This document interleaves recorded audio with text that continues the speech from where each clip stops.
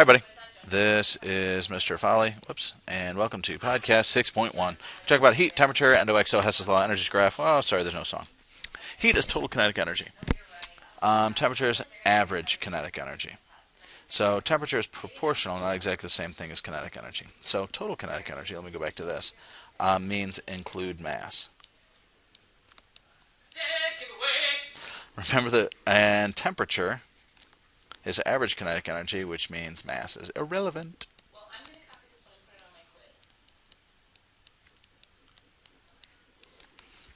So if it's proportional but not exactly the same as kinetic energy, and boiling a drop of water would have a high temperature. An ice sculpture of Aaron, so we're going to assume that a life-size ice sculpture of Aaron would have a higher mass, lower temperature, but more heat.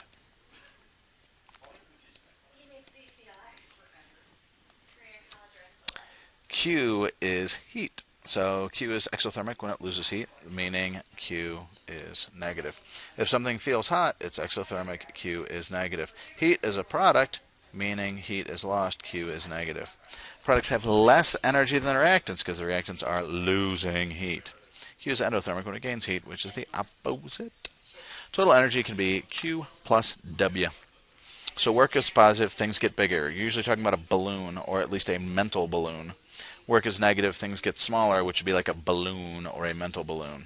So if I'm talking about boiling water, Q is positive for water because it absorbs water. Volume is positive because the balloon gets bigger.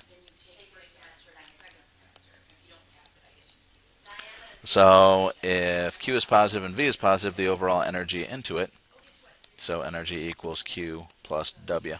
So Q is positive because you have to put into it to go from liquid to gas. And it's bigger because the reason why it's positive is you must push away the air. You're doing work on the other things. So plus, plus, and that would be it. Okay. So you can set up different systems to go through that.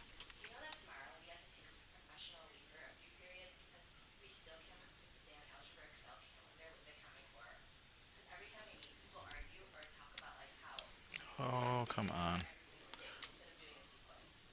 Next one, please. Okay, looks like there'll be a part 2. So I will say toodles to this. Bye. Oh, wait, no. Welcome back. No goodbye.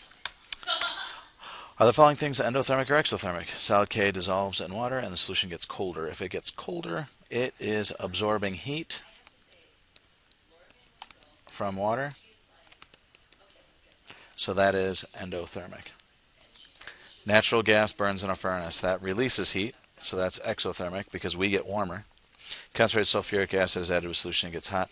That's exothermic because the sulfuric acid is releasing heat into the thing. Water is boiled in a tea kettle is endothermic because water, the reactant, absorbs heat.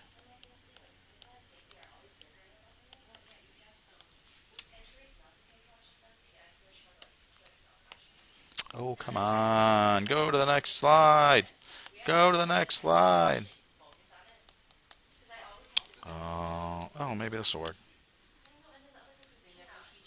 Okay, well, now I'm going to say toodles and try again later. Toodles.